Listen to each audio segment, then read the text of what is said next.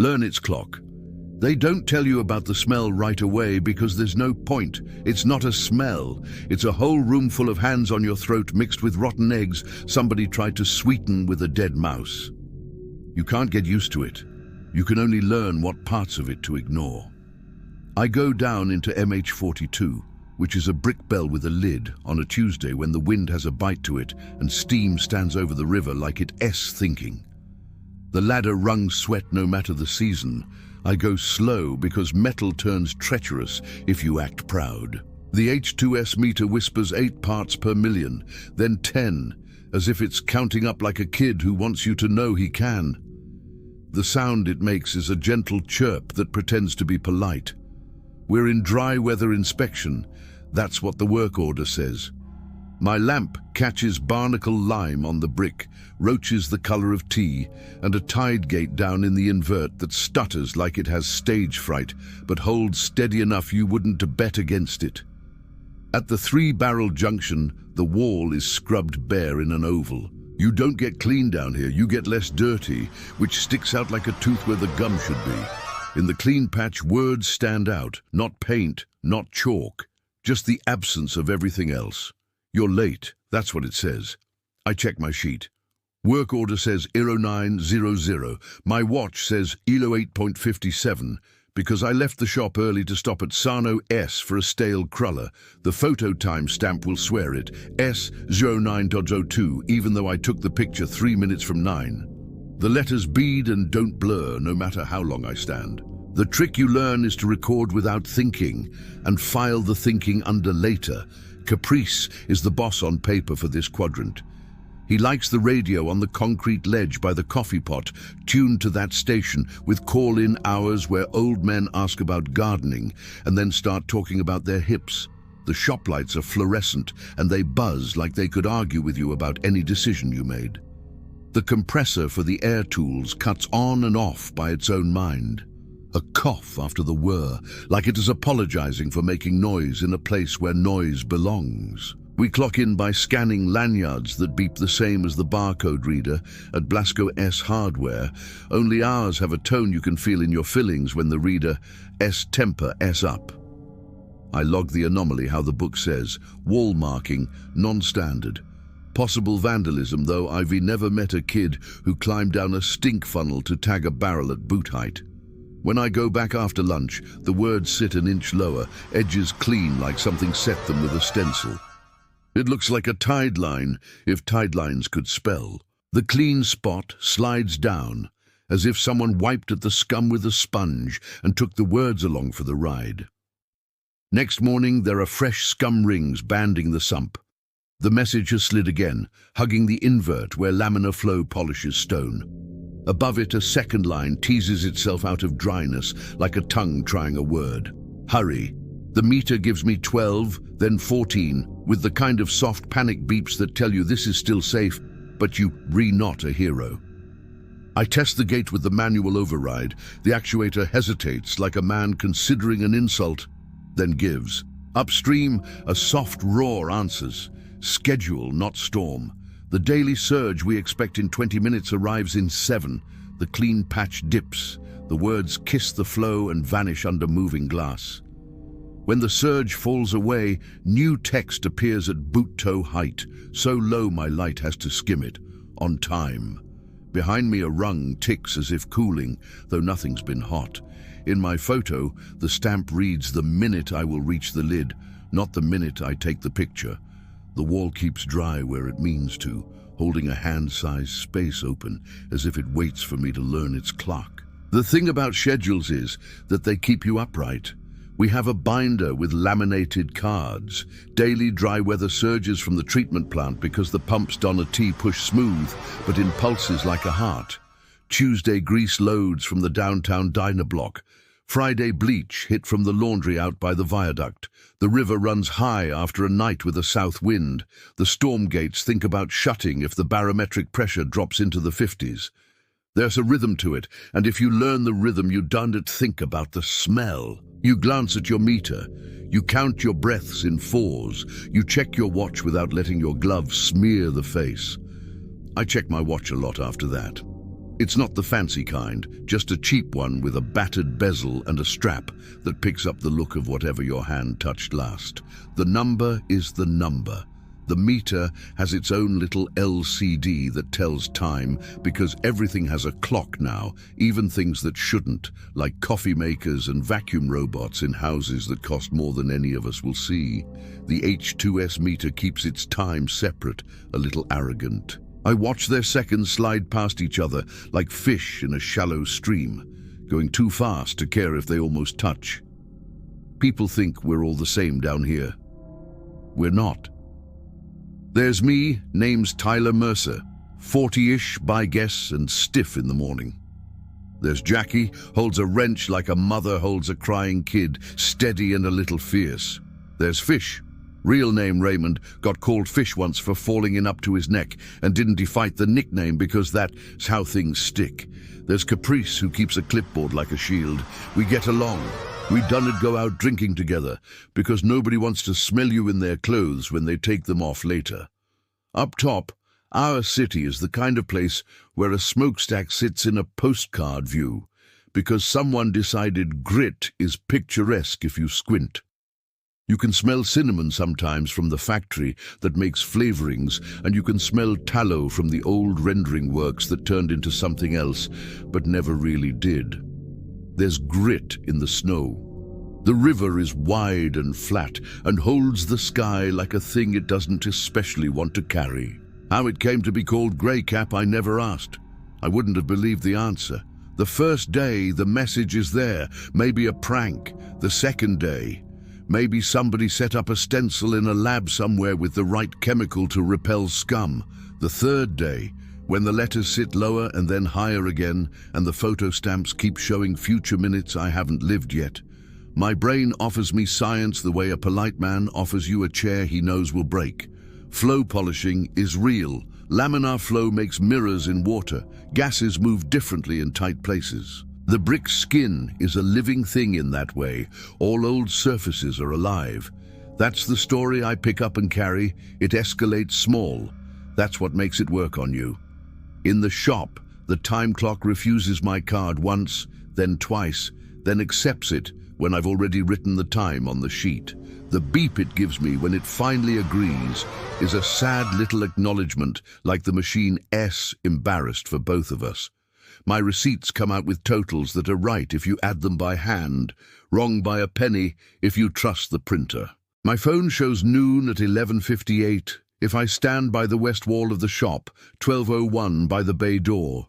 The fan in the break room stutters every hour and 13 minutes, not on the hour like it used to. It is easy to laugh at yourself if you do it right. I am getting jumpy is a clean sentence to stand on. Caprice puts a notice on the corkboard. City advisory. Turbidity variance, it says. Boil if immunocompromised. Use bottled if under 6 months or over 65. We all read the paper without moving our mouths and make the noises men make when something says inconvenient but not tragic. Somebody writes under it in pencil, not a storm. Someone else draws a little wave. In MH42, the words keep coming. 13 minutes, one says, neat as block print. The next day, you missed it lower than before. After lunch, you made it higher by a foot. Friday is a holiday for the office people. It's not for us. The message says, stay, then later, go. I follow the laminated card. I go where it says, I file the numbers that are meant to be filed. I write down headspace gas and temperature and pH, like a man keeps a journal because a doctor told him it would help, not because he believes it. I don't tell Jackie because she would go look, and if she saw what I saw, we'd have a conversation that would require rules. If she didn't see it, we'd have a different conversation that would require a different set of rules. Fish would tell me to get my head checked in a kind way. Caprice would frown. He'd say to focus on the work. The thing that breaks my shoulder against this isn't a word on a wall, it's a sound. At the three-barrel junction, about where the messages like to ride, there's a tick that comes every time a surge passes. It's that little click metal makes when it gives up a hair of stress.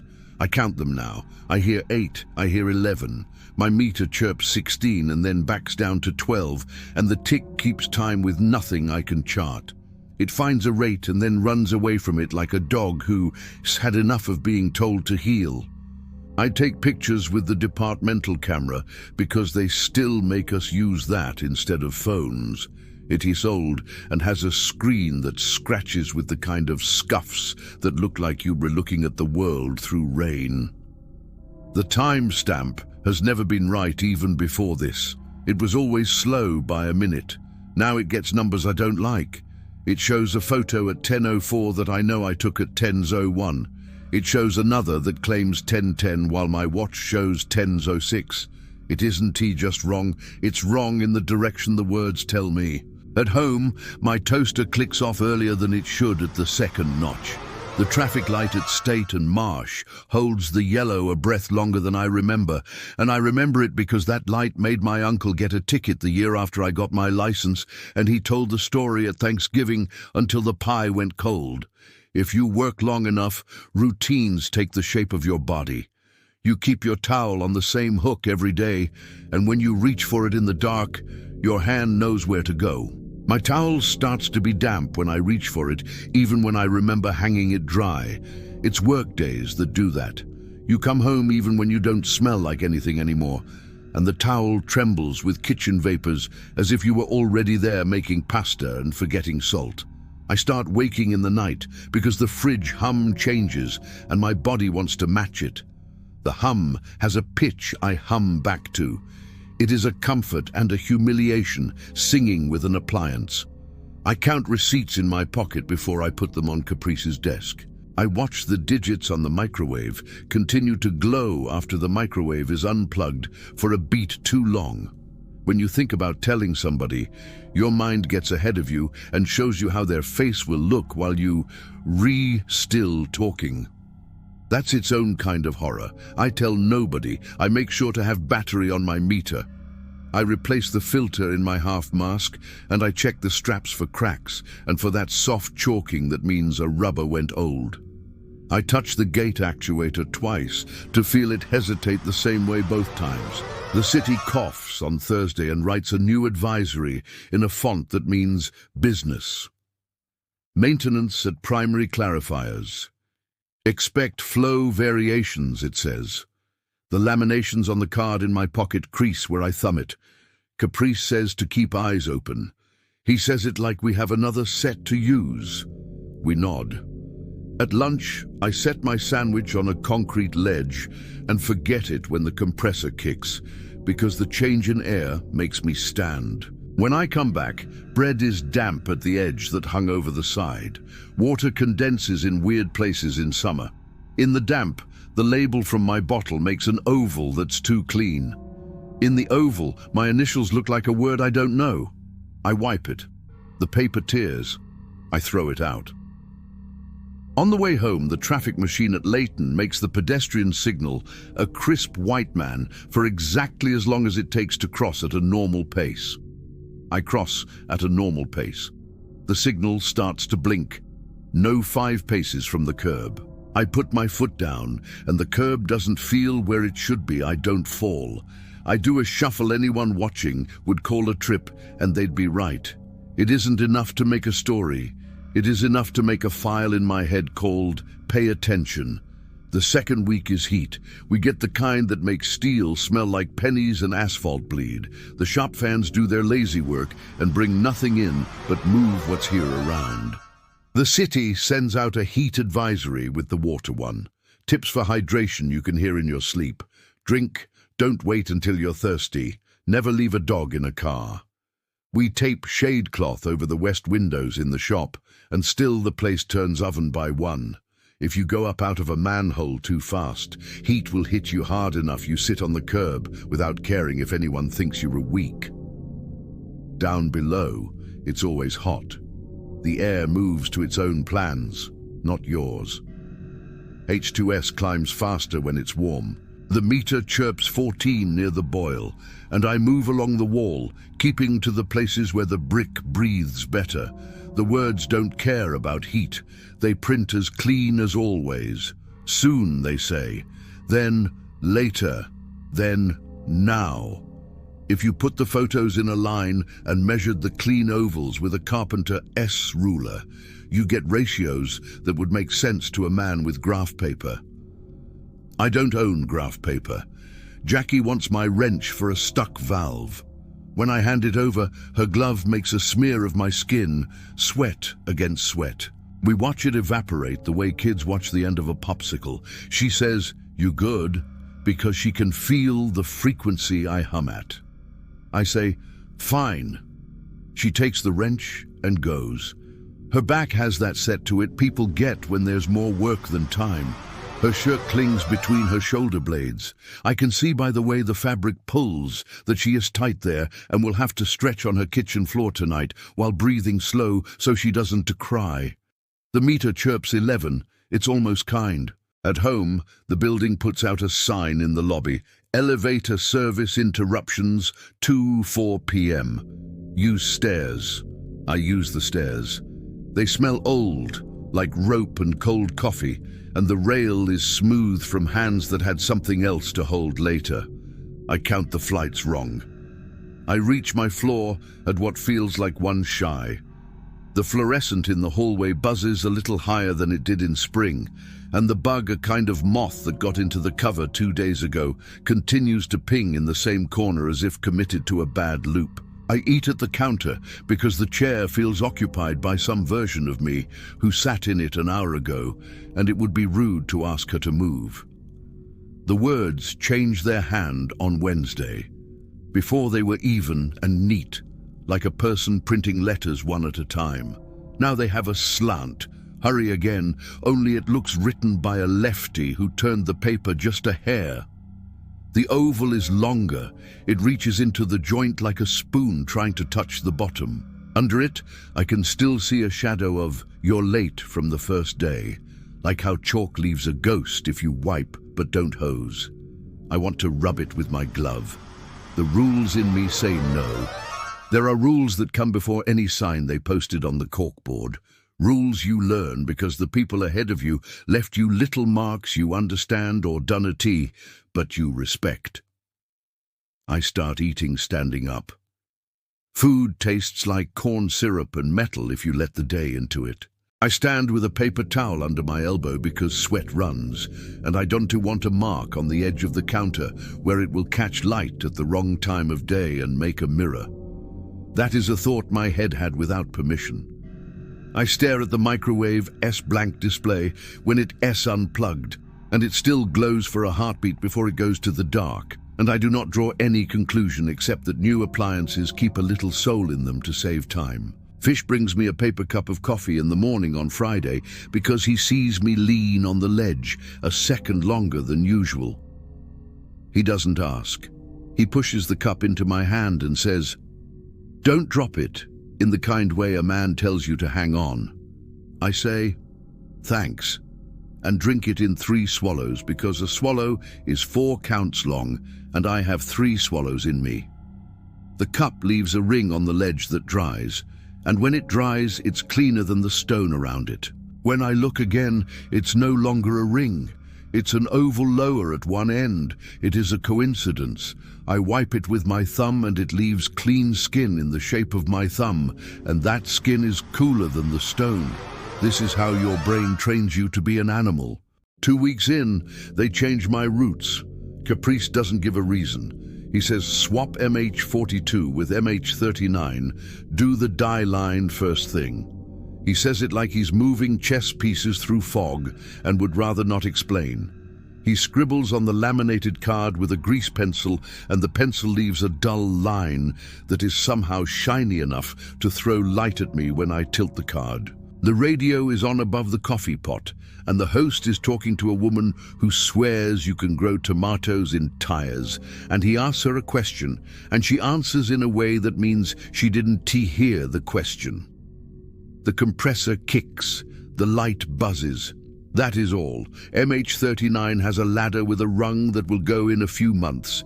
It is stiff at the U-bolts now, but it has that powdery look where steel loses its temper. I push it with my boot and it flexes. I tell my body where to put my weight by remembering what it did on ladders since I was 20 and dumb. The barrel here is lined concrete, not brick, and it smells more like bleach and less like rot. Sometimes that's worse. There's a tide gate that looks newer because the contractor who replaced it 4 years ago wrote his name in marker on the sluice frame when nobody will ever see it unless they are me. I see words here too. How long, the wall says, not to me. No finishing punctuation, like breath ran out. The letters are rougher, like the clean patches caught on sand and can't find its edges. It is higher up the wall than the one in MH42 sits, and it doesn't move lower when the surge polishes it. The picture stamp says 0739, but my watch says 0733, and we start at 0730, always. That's the kind of off that doesn't change a life. It might change a man. I dreamed that night of a clock I used to watch in the gym in school.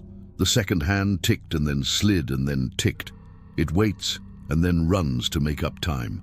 I wake to the fridge hum, and my body knows it S3, because 3 is when the motor gives up one pitch and tries another. I don't look at the clock. I look at the ceiling. Plaster has a way of balancing on old lath that is like breath. You hold your breath, it holds the paint. The third week, there is a city closure. A tanker flipped on Midland and dumped some kind of solvent with a hazard diamond that says 4 in the blue and 2 in the red. We get a notice, stay out of line C between Baltic and Turn. Caprice writes it in thick letters on the greaseboard, like even if you wanted to go there, the letters would stop you. We rewrote. We run the dye line, the substation line, the gully under the mill where the old wooden staves stick out of the concrete like ribs in a photo I shouldn't have seen. The words don't let me reroute away from them. They show up where I am. You're late again in MH41 where the invert is glazed like candy. The oval is near enough to the gate that if I lean too close, it would miss my mask. Don't look up, says MH37, and I look up because I'm that kind of smart. There's nothing above me but a spider the size of a quarter who drags a leg. She found a fly down here and is mostly finished with it. The message doesn't shift with the flow, it shifts with me. That's a thought I push off, and it doesn't push off. It stands on the step like a wet footprint after you left the shower. I sleep worse. Food feels like work. I always liked a saltine with peanut butter at night. It sits on my tongue like concrete now. I chew and swallow because I promised myself after my mother Essa scare that I'd keep my weight if I could. She went down to bones and then came back, and I carry a photo of her in my head with no extra on her cheeks and a headscarf that she joked made her look like a fortune teller, and I donned to carry actual photos because I live alone and frames are for people who sit at tables with other people. Sunday is my day off unless something goes wrong. Something goes wrong. Caprice calls at 0540 and my phone shows 0538 and the cell tower shows 0545, and it is all the same because I have to go. I pull on pants that smell like job even after laundry because my washer is old and shares a line with the unit across the hall, and the whole building has the idea that clothes should smell like the place they live. The stairwell is cool at this hour. The old woman on 2B puts old bread out for birds on her sill, and the crust on 2B's landing breaks under my heel with a sound like someone stepping on a beetle. Outside, the air has the taste of pennies and hot truck brakes. The clouds are low and a dirty white, and the river is quiet like a person who fell asleep in a chair with the TV on. They've got a partial at the treatment plant. One of the primaries is offline, and the operator wrote in the log with a hand that gets small when it is mad. It means flows will be irregular, and the surge timing is anyone's guess. Caprice splits us. Jackie and Fish take the south tunnel. I get dye and the cross connections at Bender and Marsh. I pull the lid on MH42 and go down because there is no question I'll check the gate. The words are waiting. You have to stay, they say. I can't. The card tells me not to. If the primaries are down, we don't hang.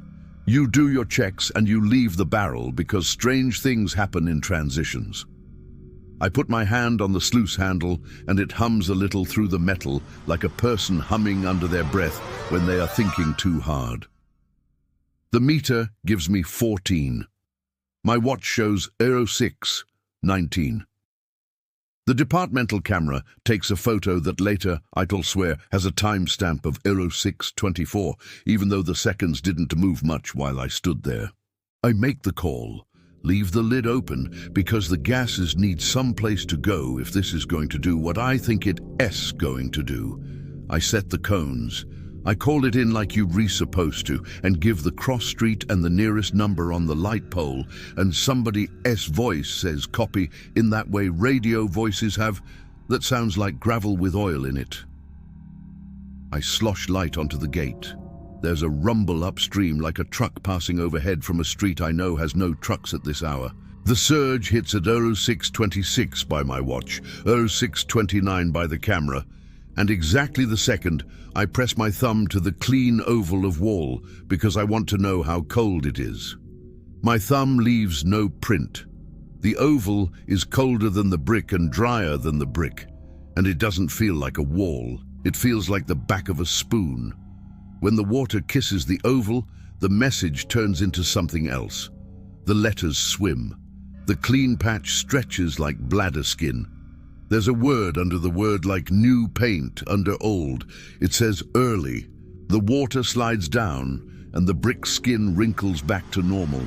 The oval releases a smell like something left in a jar opened too late. My mask is between me and that smell, and still I taste it in my teeth. I tell myself I am going to wait a minute and see if the gate needs a second bump. I stand. I look at the ladder to check my exit out of a reflex that is not, I think, but I will. The rung that ticks when it cools ticks early, like a joke. A roach runs behind it. The words dry in a pattern that is familiar now, the way a lover-es breath pattern is familiar in a dark room, even if you want to say anything about it in the morning. I wait 5 minutes by my watch. The camera will later insist it was 12. I go up. When I put the lid back, it scrapes the ring, it sits in a hair, and the scrape sings in a key my throat already knows. I hum back at it. That is not a thing I tell anyone. You get tired in a different way when you're out of step. Your feet go where they are told, and your head drags behind like a kid sulking. And your hands, good hands that turn valves by feel and know when to stop, because another half turn will cost 3 hours. Later, those hands get formal. They hold tools like strangers. My hands pick up the wrench, and the wrench has a new weight. I start carrying the departmental camera even when I don't have to. I focus on nonsense to catch it in a lie.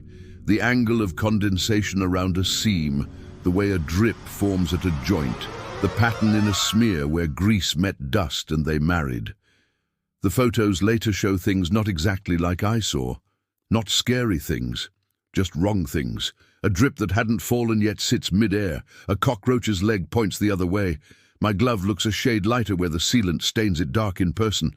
It is like the camera is a man repeating what he thought he heard and getting the nouns almost right. Caprice calls me into the office on Wednesday. His blinds are bent and the glass in his door has wire in it like a cheap pie. He looks at me with the careful expression of a man trying to be fair. He says, "You're burning time. Your sheet shows 20 minutes in holes we usually do in 9. He uses the word holes because he knows the paperwork says maintenance access chambers, and this job falls apart if every piece calls itself by its long name. He taps the paper with the pen he wears behind his ear and says, "You okay?" Like he is offering it to me as an excuse I should take before he has to write something formal. I say, "Plants off schedule." It's true. It's the cleanest truth. He waits like maybe I'll hang some other truth on that nail.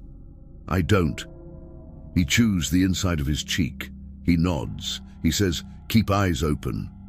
He means, be where the water expects you to be when the water expects it. He means, don't get clever. I nod, and the nod feels like I put my head down under a load I agreed to carry before I knew how heavy it was. The city puts out another advisory for the public. Aerosolized irritants possible near outlets. It is written for people who can smell the river from their porch and think that smell is a story about the government. It tells them to stay inside if their eyes sting. It tells them to avoid jogging near outfalls. It doesn't tell them much else because there's not much else soft enough for a pamphlet.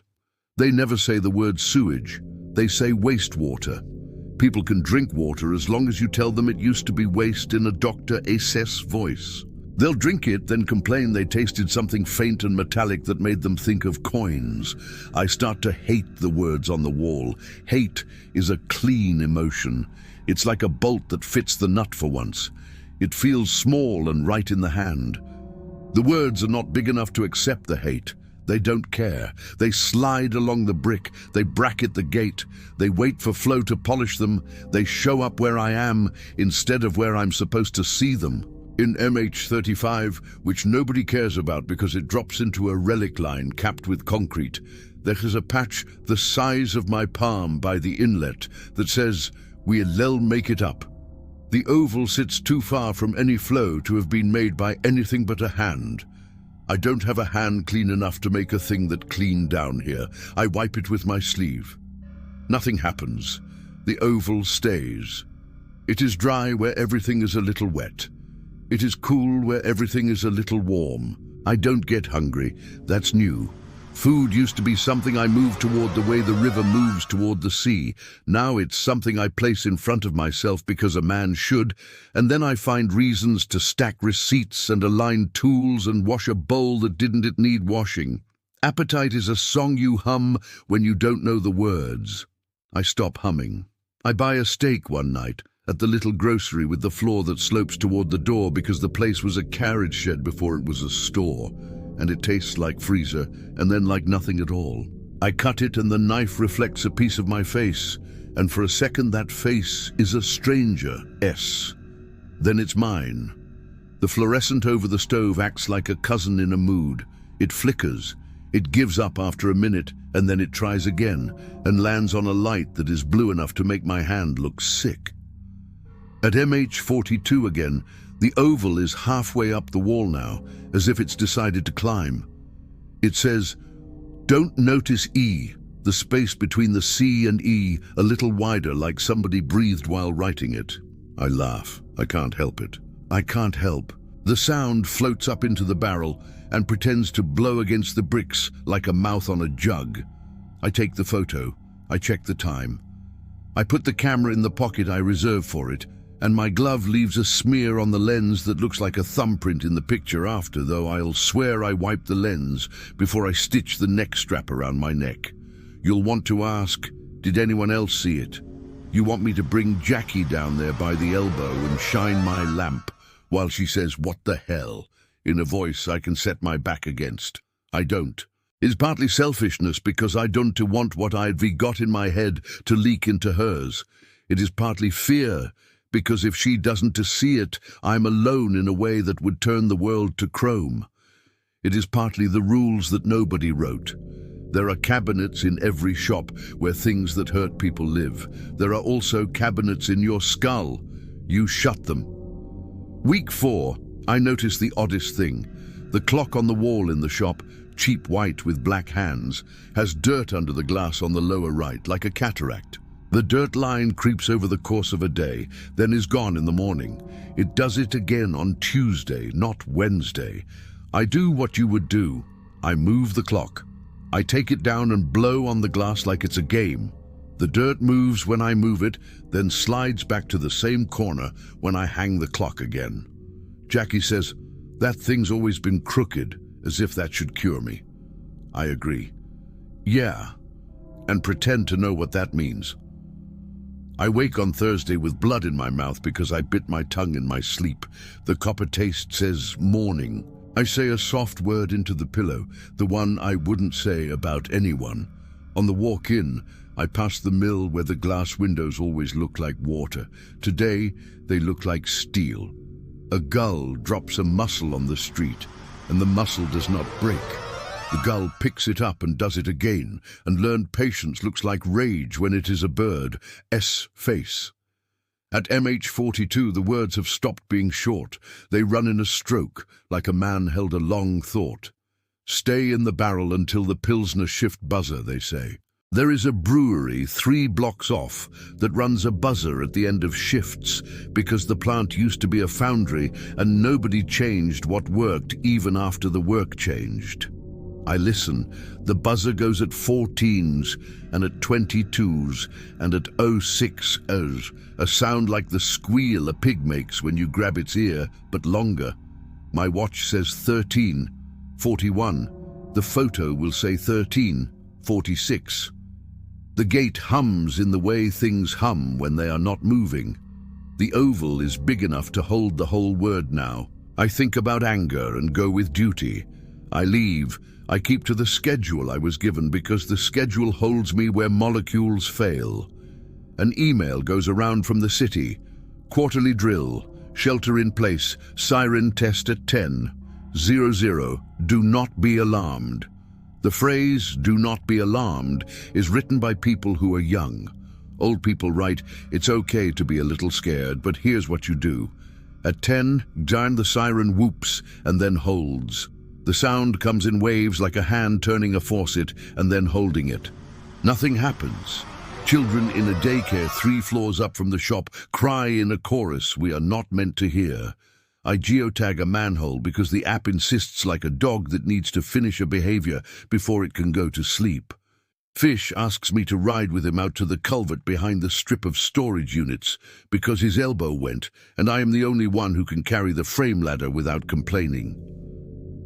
We talk about nothing. The air out there smells like mowed weeds. We check the culvert and it is fine except for a bag hanging in a grate like a jellyfish. The storage manager waves from his doorway, holding a clipboard he thinks looks like state. On our way back, Fish says, "You sleeping?" I say, "Enough."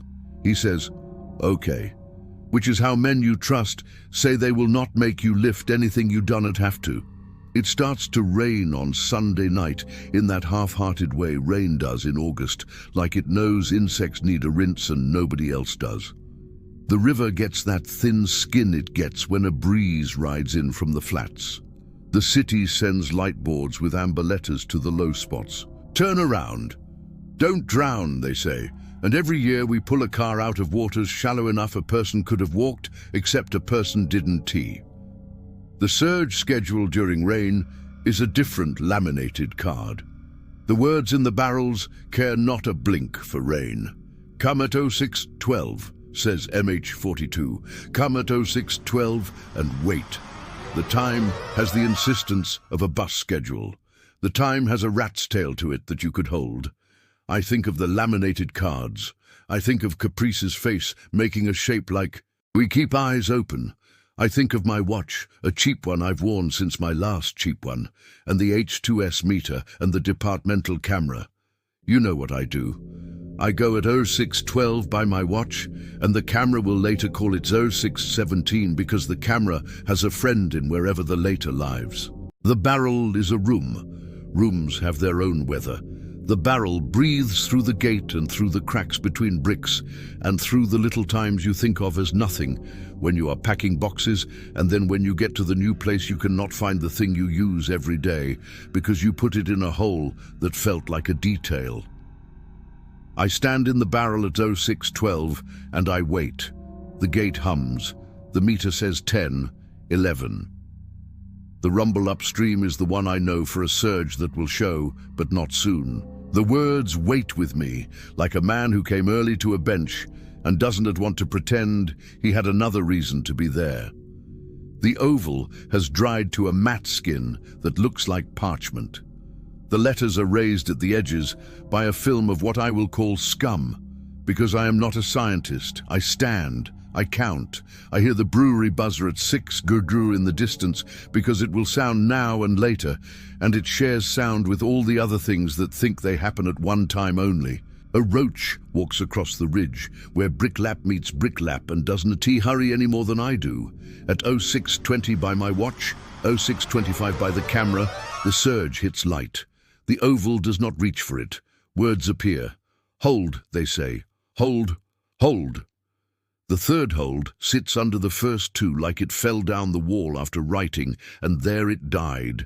I put a hand on the gate actuator because that is a thing you do to feel the world do what it does.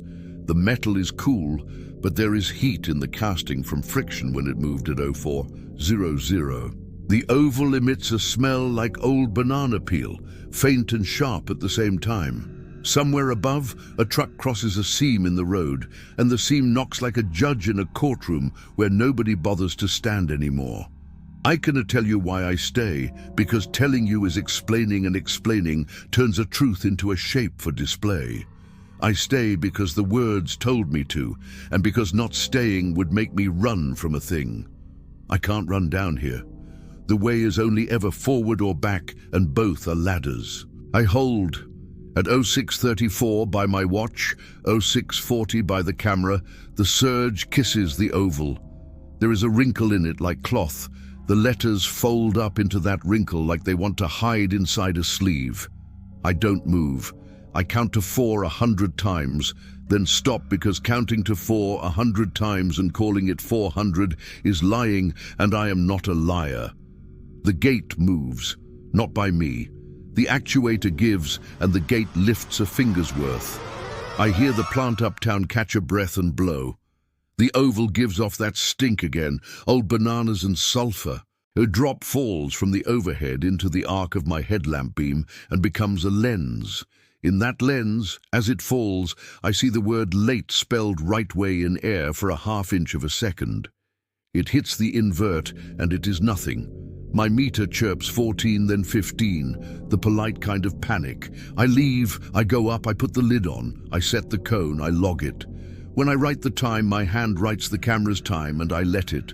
After that, the barrels get braver. They ask things. They say, stay for the buzzer. They say, cut the gate at the half. They say, wait for another U. That last one is nonsense. It offends me. I put my hand flat on the clean patch, and it is cool as you'd expect and dry as it never is, and the letters underneath my glove feel like they would like to amount to something, and do not. On a Tuesday, a flyer goes up in the break room. Community alert, sinkhole on Noble Street, avoid area. The picture is a hole big enough to swallow a small car, orange cones like birthday hats around it. The comments start because men can't help themselves. Should have lined that pipe, someone writes in Sharpie. Should have told the water not to be water, someone else writes below it. We go where the boss says, which is near but not at the hole, because patching is not ours, just keeping people from making bad decisions. A woman leans on the police tape and asks me, is it safe? Her hair is in a bun with a pencil stuck through it. She has a hand on a kid's shoulder that she squeezes when the kid leans. I want to say, the whole world is a hole, and we pretend we walk on surface so we can sleep. I say, they'll fix it, because they will. She nods. She says, my grandmother used to say, don't look down into water you don't own. I say, that's smart. The kid peels the tape off his shoulder, and the tape makes a sound like a bandage coming off a knee. The woman's hand is warm through the plastic of my vest when it brushes me, and I feel that warmth like a ritual, like a long-gone thing you did with a person in a car once, because you were 19, like a pressed penny. That night, the words in MH39 say, you're early. That would be enough if it weren't for the rest. I know. The oval sits like a window in a skin. It has a ruffle to it from places where the scum insisted on being scum. I feel a weird affection for it the way you feel for a bad chair that your body will sit in anyway, because it is there. I touch the brick above it, and the brick gives heat into my glove like a sleeping dog. My meter chirps 10. I take the photo. I go up, I go home. You want the turn. You want the moment things go from odd to wrong. It comes where it always comes, not with a bang, but with a question. The words say, hurry, stay, later, now. They ask me to cut the gate at halves I've never recorded. They tell me I'm late when my watch says early. It's all enough to make a man defensive at dinner if he had someone to be defensive to. The turn is softer.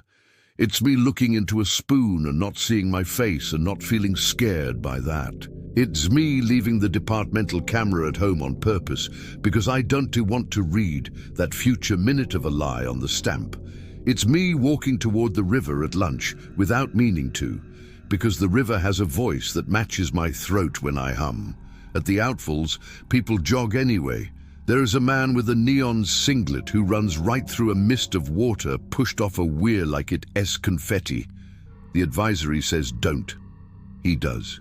He coughs once and keeps moving, and you can love a person for that and hate him too. The water looks clean today. It looks like glass in a museum case. It looks like vinegar too if you bring your face close. I don't. I stand back in the shade of a sycamore that throws bark like skin, and I watch light not catch. A gull stands on one leg and looks like it has it figured out. It doesn't. None of us do. Caprice assigns me a night. He says, just once. Plant wants eyes on the midnight surge, and I don't want Jackie alone in that barrel with numbers like we've seen. He means H2S. He means he trusts me not to get weird. I say, yeah. I bring a thermos. I bring a sandwich I won't eat. I bring the laminated card for night surges and my meter and a flashlight that could signal a ship. The sky at midnight is not black. It's a humped grey like a blanket thrown over a chair. MH42 at night is its own animal. The light from my headlamp makes the brick hurt to look at because it shines like something that shouldn't. The roaches move slow. The frogs that like to wrestle in the damp cradle of the invert sound, like men doing a soft job of laughing. The oval says nothing at first. Then as the midnight surge mutters from upstream, like a man in a conversation with someone you cannot hear, letters pull themselves out. Come down, they say. Come down now. They're open. It is laughable. I am down. I am here. The gate thinks about thinking. My mask smells like rubber, and the coffee I spilled on it last month and promised to wash off better and didn't. The meter chirps 11. It is patient, like a roommate you owe money. I wait. At 0:12 by my watch, 00:20 by the camera I didn't bring, the gate lifts itself a hair.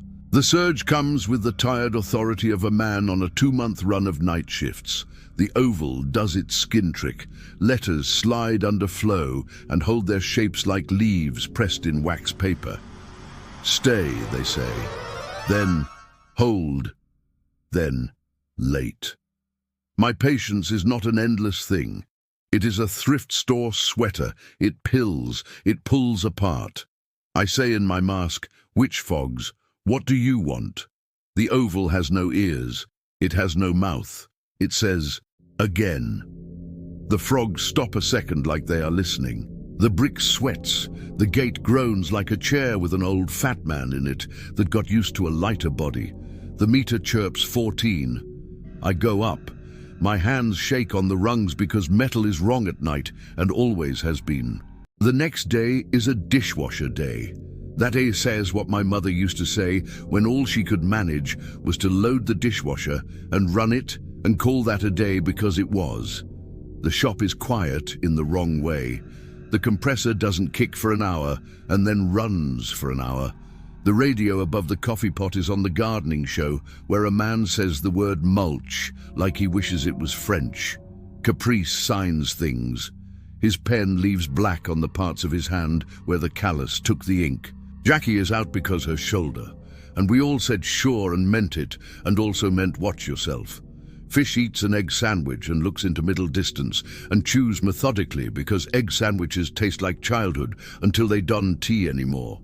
A kid, not a real kid, maybe 19, shows up in a polo and asks for a signature. He's got a tablet that takes a stylus mark, like parchment takes ink. He smells like hand soap and sunshine. He says the words I used to hear in my 20s when I went to banks and asked for things they wouldn't give.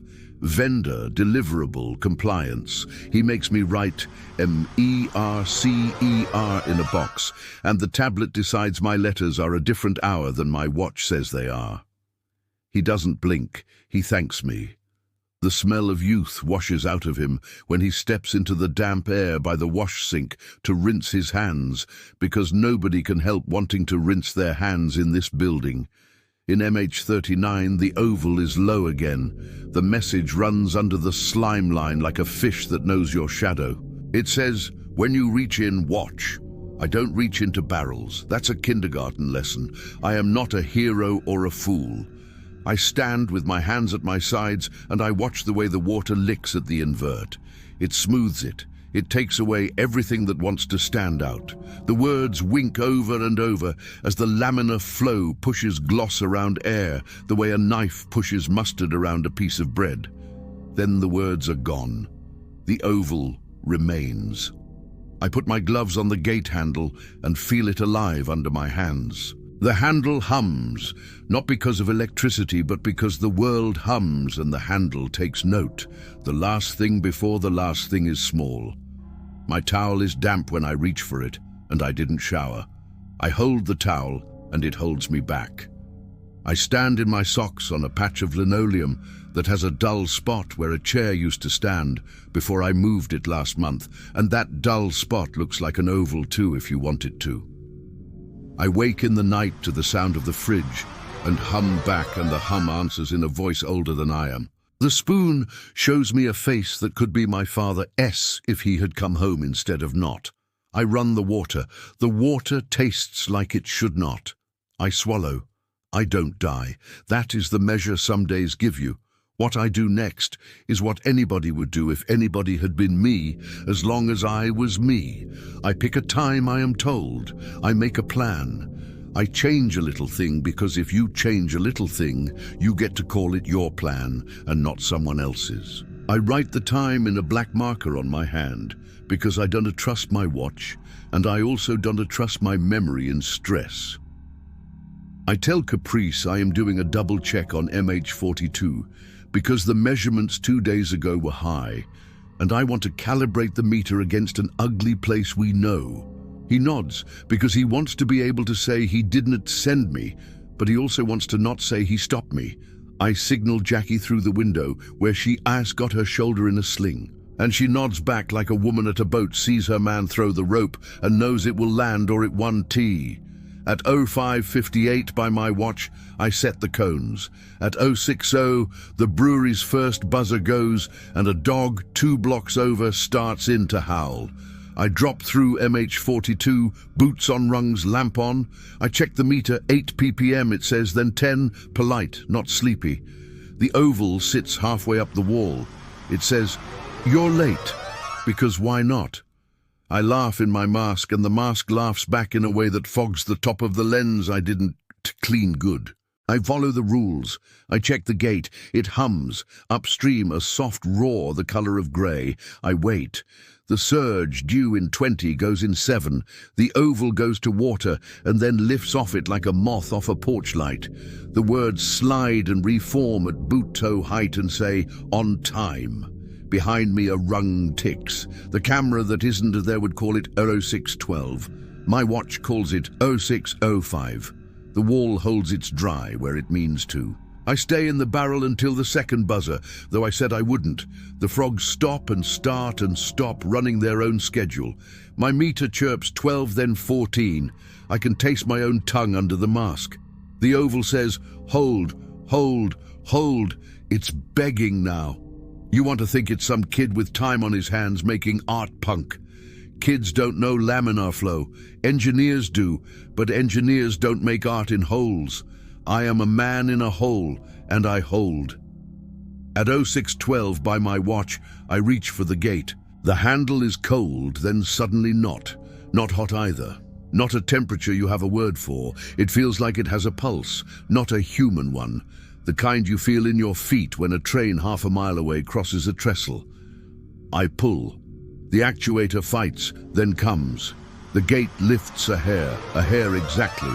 Upstream, a roar that is not a roar, but the sound the city makes when 1,000 toilets sink and 100 dishwashers exhale, and every street gives a little, and the river takes a little, and the plant 3 miles north says, "Yes, okay."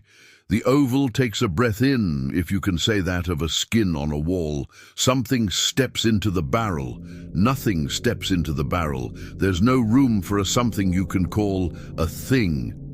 There is a pressure change that is the shape of someone standing.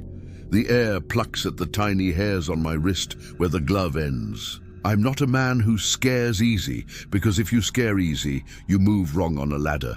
And if you move wrong on a ladder, you will die in a way that is described as unfortunate. And then someone will write your name on a board in the shop and put the wrong date next to it because they are angry they had to pick the marker up. I hold the handle. I don't move. I say into my mask, all right.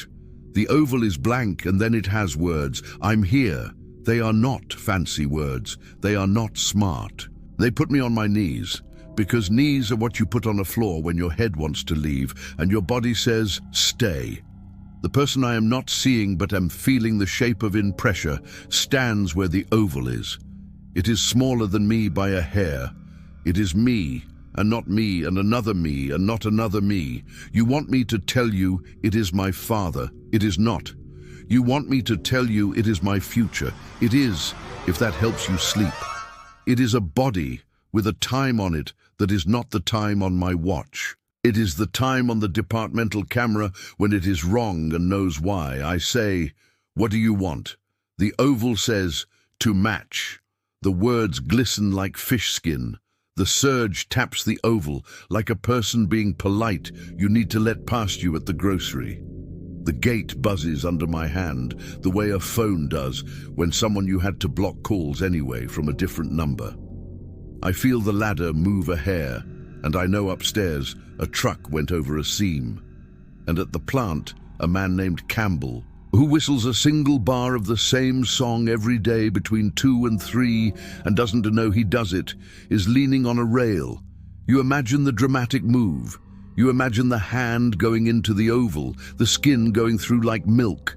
That's not how anything works that I've ever touched. I don't stick my hand in holes. I lean enough that my shadow crosses the oval and makes my own letters slide across my own letters.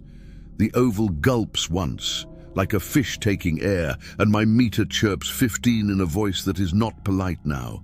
The gate is bones under my hands. The oval says, again.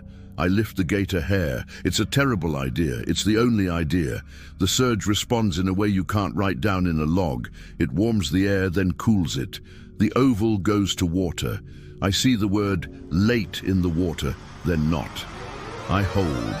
The invisible person breathes out or in. The ladder ticks. The frogs all stop at once, and there is a silence so complete it turns the drip that happens all day, every day, into a metronome on a desk in a room nobody uses anymore. I'm the kind of man who follows the schedule when the schedule is a thing you can point at. I'm also the kind of man who does what a wall tells me when the wall has been talking to me for a month in a way that makes receipts add up wrong, and traffic lights hold the yellow a hair long. The day has a smell like pennies and banana peels and hot plastic. The message in the oval changes again. It says, thank you. There is a voice in my head that sounds like my mother saying, you're welcome, sweetie. Even when she didn't do the thing you're thanking her for, she just comforted you after. I go up. I don't know if you need me to tell you that I don't fall. You want me to. That's not the story. I go up. The lid, when I set it, catches a little. It makes the same note I can hum. The cones lean into their own shadows. A man in a hoodie on the sidewalk looks at me like I'm the kind of person you don't want to make eye contact with in the morning. I look at him like he's me later. He may be. The aftermath never feels like aftermath while you're in it. It feels like mail you meant to pick up and then forgot, and then it rained on your mailbox, and the envelopes will dry brittle, and the window plastic will fog. The words in the barrels go soft. They stall. They repeat the good ones, on time. They add a small new one. Okay. I take photos, and the camera writes times that match my watch within a kiss. My towel is dry when I reach for it. The spoon shows my face. I sleep a night and wake without the fridge hum pulling me up by the throat. I eat the other half of the steak, and it still tastes like nothing, but it fills a hole, and that is what food is sometimes. Fish says, "You look better," and I say, "I slept," which is a lie that happens to be true. Jackie comes back in with a shoulder a little less square than before, and she points to the clock on the wall and says, "Did you fix that?" The dirt under the glass is gone. I didn't fix it. I say, "It was always like that," and she says, "You can't gaslight me." And we all laugh like people who do a thing nobody else wants to do, and therefore get to laugh in a room without being told to keep it down. On Friday, the city lifts the turbidity advisory for now. The font on the email is the same. The words are different. It says, "Return to normal." People go out and buy salad. People run at the outfalls and cough less when they do. The gulls continue to drop mussels on pavement they don't own. The river holds the sky and drops it and picks it up again and again. You want to ask what I learned, as if learning is the point of anything. I learned you can make time move by showing up at a hole when a wall tells you to. I learned that walls can say thank you and mean it. I learned I can deny most things and still go where I am asked in a voice I do not understand. I learned the H2S meter's chirp can sound like a lullaby if you're tired. I wait a week. The ovals keep their edges, but they don't write unless they have to. They say late once when I was, because traffic was a snarl from a truck stuck under the overpass. They say good after a gate move I would have made without them. Then they stop for a while. I get on a ladder and feel my knees and think, this will be worse later. One night I feel the beat in my thumb and reach for it with the other hand. There is no scar there. There will be. You'd like me to end with a picture. I have one. It is me in MH42 with my hand on the gate. The light in the barrel has the greenish cast of a headlamp through plastic. The oval on the wall is half wet, and the letters in it are rising like dough. Behind the oval is brick that looks like brick. Inside the oval, the clean patch reflects in a way that isn't reflection. In my photo, the stamp reads, "The minute I will reach the lid." The stamp is right enough. The wall stays dry where it means to, holding a hand-sized space, as if it waits for me to learn its clock. I am learning it. The clock is not mine. The clock is the gate, the plant, the river, the buzzers, the men with clipboards, the birds, the frogs, the compressors cough, the fluorescents buzz, the fans hiccup, the microwaves fake time, the truck over the seam. The clock is the oval in the barrel. Sometimes it needs me. That is enough. Weeks pass. When the plant takes a clarifier down, the email comes in and the oval wakes like a person who hears coffee pour from a floor away. I go when it asks, and I hold when it demands, and I cut a hair when the gate wants to. The photo stamps match my watch now more often than not. The city posts no new advisories for a while. People eat the salad and say it tastes like lettuce. The grocery floor continues to slope toward the door, and who knows why that comforts me. On a Sunday in September, when the morning has a bite to it and steam stands over the river like someone's breath in a story, I go down into MH42, ladder slick, meter polite, lamp on. The oval sits higher today, almost to the seam where the top course of brick meets the ring. It says nothing. It has the patient look of a dog who learned your routines and is trying not to wag until you do the thing it expects. I put my hand on the gate. The metal hums. Upstream, a soft roar answers. The schedule says the surge will be late because of a partial somewhere we don't control. The oval says nothing. I don't ask, I hold. The surge arrives in 7. The way it liked to back when this started. The oval wrinkles, the letters come up, on time, they say. Then, thank you. Then, hurry. I laugh in my mask. Make up your mind, I say to the barrel, which is a joke and not a joke. I hold longer than I have to because sometimes you stay even after the buzzer, because the buzzer lives in a different neighborhood and cannot see you. It is quiet. The frogs line their jokes up and tell none of them. The drip that is faithful every minute on the minute misses. It waits, it falls, it splashes in exactly the noise my head would have made if it had a bucket. I let the gate settle. I go up. The day up top smells like the start of school, pencils, and chalk and something wet that will get itself dry when the sun gets around to it. The cones lean on their shadows like tired men. The lid sits, the seam bumps. I hum it. I don't fix anything. That's not my job. I keep things moving. Sometimes what's moving is the day. Sometimes it's a word on a wall. Sometimes it's me. The last thing, if there is such a thing here, is a personal mercy. It comes in my kitchen at night when the hum of the fridge matches me and the spoon holds my face and doesn't sell me out. I turn off the tap and the last drop forms and hangs, and the oval of it has that same look the barrel S clean patch has, the look of a window and also a door. It holds longer than it ought to, like a show-off. Then it lets go. I watch it fall. I don't make it into a lesson. I don't write the time down. I stand there with my towel on the same hook where it always hangs, and I breathe the smell of old coffee in a clean cup, and I think about a brick room with a gate that likes to hum, and a word that can climb. I think about my hands on metal.